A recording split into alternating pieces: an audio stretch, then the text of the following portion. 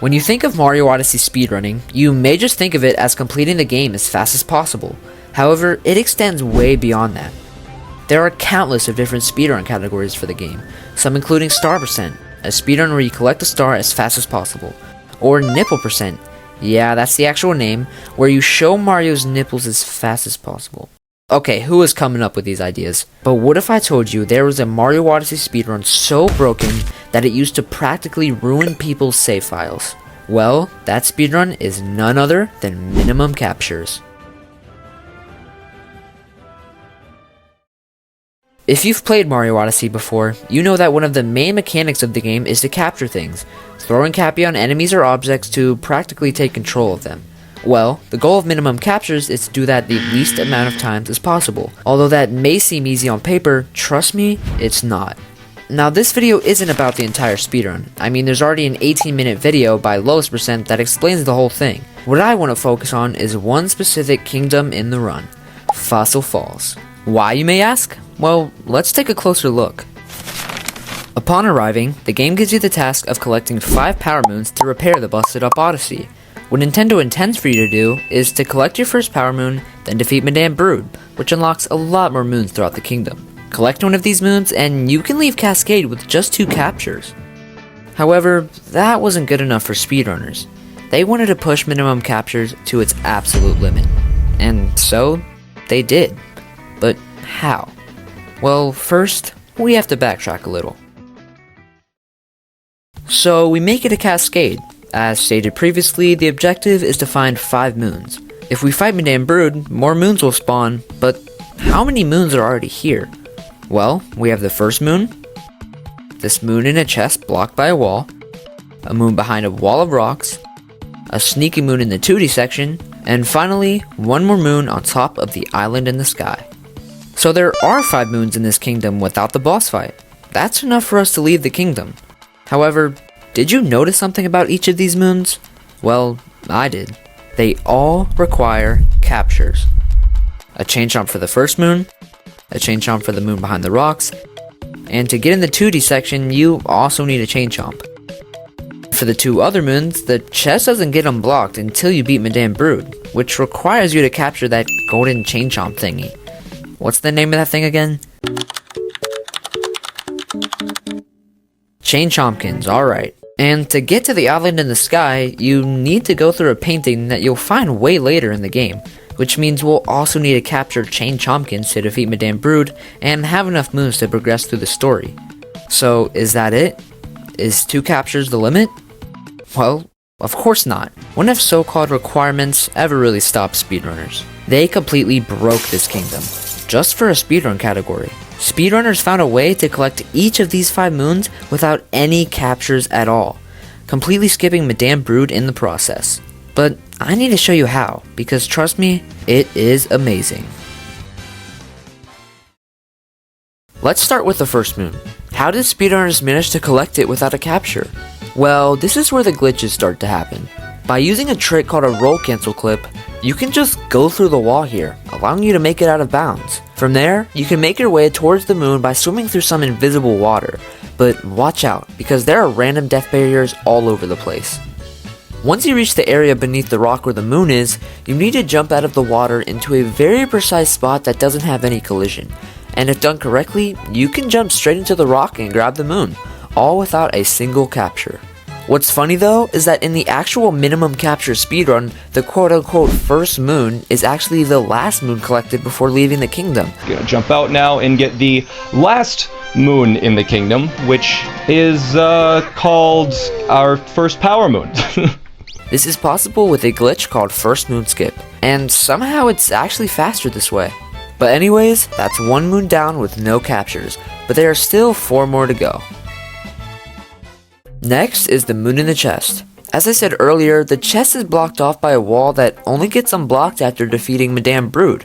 However, that restriction wasn't going to stop speedrunners. Similar to the first moon, you go out of bounds using the roll cancel clip, but this time you make your way to the left until you reach an invisible platform, then jump off it and swim your way towards the chest moon. And just like that, you can get in the cave early and collect the moon without any captures. While the first 2 moons weren't too hard to collect without any captures, the next 3 get much more difficult from here. Well, sort of. For this moon behind the rock wall, you used to be able to just jump to this corner, spin throw, and then boom, you go through the wall and get the moon. However, Nintendo patched this glitch in an update for the game, and now it's much harder to do. But I will admit, it is cooler. First, you roll cancel clip through the wall, or just jump through the wall in this area. Yeah, I don't know how that works, but it does.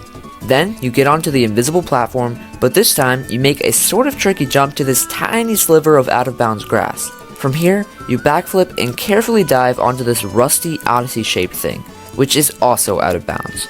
Then, you just grab the rock, and for some weird reason, this just allows you to slide through the ground. This game is weird. The thing that makes this difficult though, is that this rock is not easy to control. You have to go all the way to the rock wall while also dodging 3 chain chomps, and sometimes the rock just randomly poofs into thin air, causing me to die so many times getting footage for this. Anyways, once you make it through the wall, the rock will disappear and you'll just fall through the floor. However, instead of dying, the moment the rock is gone, you have to very quickly cap jump from under the ground, then dive into the cave with the moon. To make this easier though, you can use photo mode to go frame by frame to see exactly when the rock disappears, allowing you to time your cap jump much better. Seem easy enough? Alright. 3 moons down, 2 more to go, but these last 2 are even harder. Now, we have the 2D moon. To get into the 2D section, you're supposed to use a chain chomp to break the rocks, then just enter the pipe. Now obviously, we can't use a chain chomp to get in here, so what did speedrunners do instead? Well, to no one's surprise, more out of bounds glitches, but this time it's way more complex. First, you go out of bounds using the roll cancel clip, once again. Then, you jump onto the invisible platform again, and then you jump onto the sliver of grass, again. Okay, but now it gets different. From the grass, you have to make a tricky jump to this rock where you're also able to just stand on nothing. From here, long jump over to this area and land on this long line of out of bounds grass. Then jump behind this rock to some more out of bounds grass. This is where the hard part comes in. You need to go from here to the pipe. But how? First, you do a backflip, cap jump, then you have to dive low enough to go under the rock, but high enough to bonk on the pipe, which gives you just enough height to enter it. Yeah, this jump is pretty insane, and I failed it way more times than I'd like to admit. But this isn't even the end of it. Since the rock didn't get smashed by the chain chomp, you have to go through the 2D section completely blind. To be honest, it isn't as hard as it seems, especially if you jump around randomly, but I still think it's pretty awesome that speedrunners optimize glitches enough to even get into this situation. Anyways, grab the moon in the 2D section and you're done. Now only 1 moon left, the island in the sky. How in the world did speedrunners get this moon? I mean, till this day, there's still no infinite height glitch or any real way to get Mario up there without the painting. But who said Mario had to get up there? Let me give some context. In Mario Odyssey, you can play in 1 player, but also a 2-player mode. This mode allows one person to control Mario and the other person to control Cappy.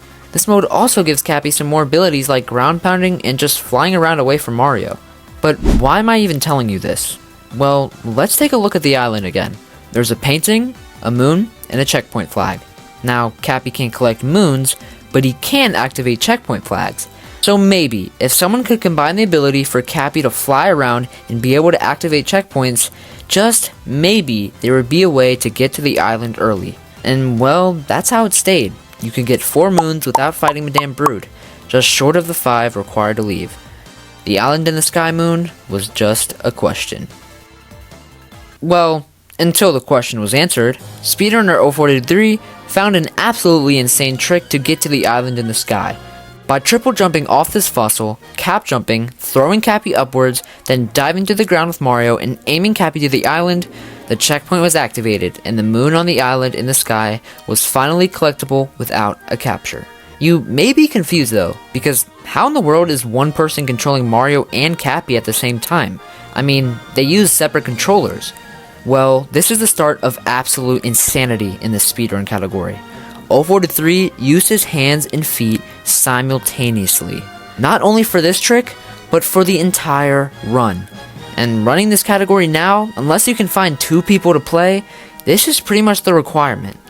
Now, this isn't the end of the Island in the Sky story, because a new glitch was found to get to this island even faster, a CRC. Also known as a Cappy Return Cancel, is a glitch that basically allows Cappy to teleport.